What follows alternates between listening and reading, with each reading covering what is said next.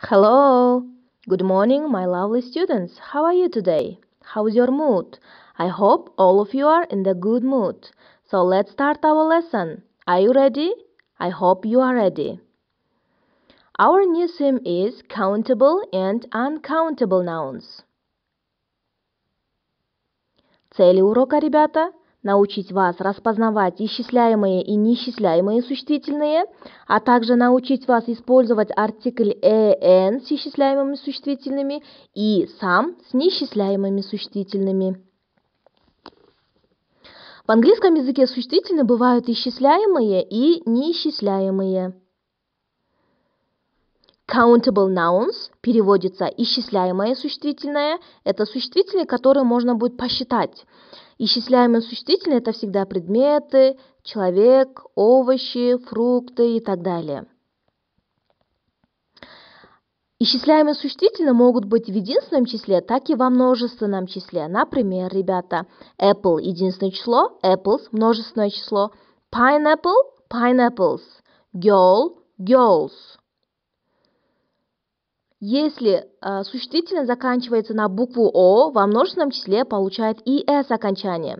Tomato – tomatoes, potato – potatoes.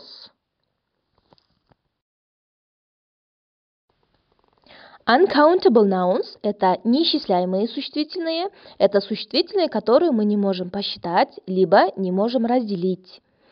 Давайте рассмотрим неисчисляемые существительные. Milk, water, wine, beer, juice, coffee, tea, rice, cereal, cheese, sugar, salt.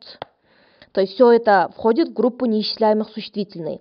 У неисчисляемого существительного существует всего лишь одна форма. Например, рис на английском будет rice, так и будет rice, rice.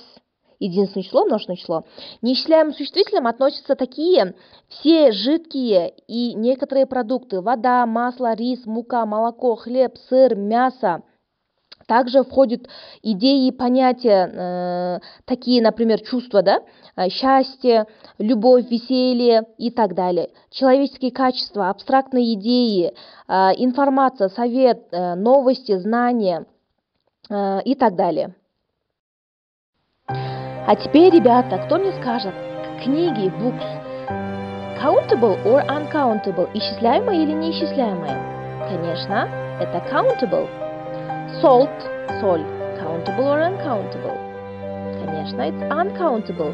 Соль невозможно считать. Chairs, стульчики, стулья, countable or uncountable? Да, вы правы, это countable. Стульчики можно посчитать.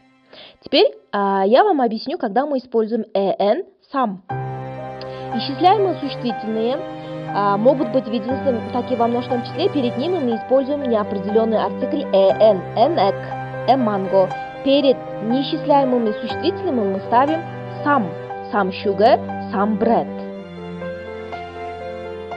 Теперь, ребята, откройте, пожалуйста, 61-ю страницу с книжки. Мы с вами будем делать 6-е упражнение. Вам нужно будет поделить слова на столбики, на исчисляемые и неисчисляемые существительные, ребята. Я вам даю 5 минут, чтобы сделать это упражнение. А сейчас, ребята, мы с вами будем делать 7-е упражнение, страница 62.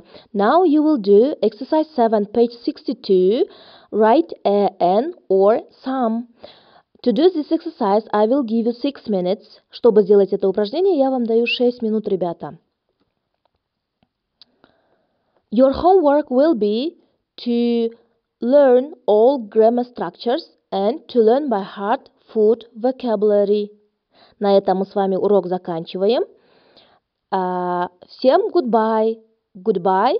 See you next lesson.